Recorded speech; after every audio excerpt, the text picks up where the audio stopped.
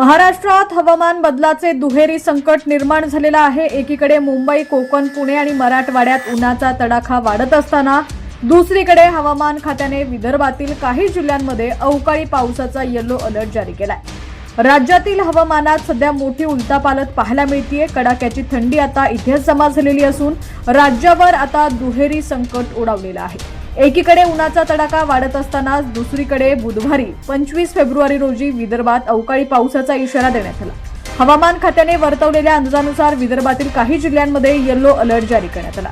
विदर्भातील जिल्ह्यांमध्ये सध्या सर्वाधिक उष्णता जाणवत असली तरी निसर्गाचा लहरीपणा इथं पाहायला मिळणार आहे। चंद्रपूर आणि यवतमाळसह नागपूर, अमरावती, अकोला भागात ढगाळ वातावरण असणार आहे।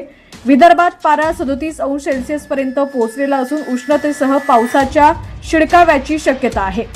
मुंबईसह ठाणे, पालघर आणि संपूर्ण कोकण पट्ट्यात आता घामाच्या धारा सुटणार आहेत। मुंबईत कमाल तापमान 34 अंशाच्या आसपास असणार आहे। सकाळी थंडी कमी असेल तर दुपारी मात्र कडक ऊन आणि आर्द्रतेमुळे उकाडा असह्य होईल। कोकण किनारपट्टीवर आकाश मुख्यतः ढगाळ राहण्याचा अंदाज आहे। पुणे, सातारा आणि कोल्हापूर परिसरात संमिश्र वातावरण असेल। पुणे शहरात दुपारी उन्हाचा चटका तीव्र असेल, मात्र रात्री आणि पहाटे किमान तापमान 18 ते 22 अंशाच्या दरम्यान राहिल्यानं थोडासा दिलासा मिळेल। सोलापूर, सांगली या भागात हवामान विभागानं पूर्णपणे कोरडं असणार असल्याचा अंदाज वर्तवलाय। छत्रपती संभाजीनगर पासून लातूर पर्यंत पारा 36 अंशापर्यंत झेपावला जाईल। इथं उन्हाची तीव्रता पाहायला मिळेल। नाशिक आणि जळगावमध्ये तापमानात मोठी तफावत दिसेल।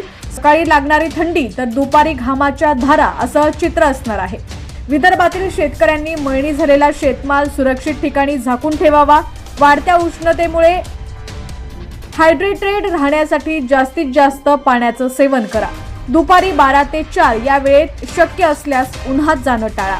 आता राज्यातील तुमचा जिल्हा कोणता आणि तुमच्या जिल्ह्यातील हवामानाची काय स्थिती आहे ती देखील आम्हाला कमेंट्सच्या माध्यमातून नक्की कळवा।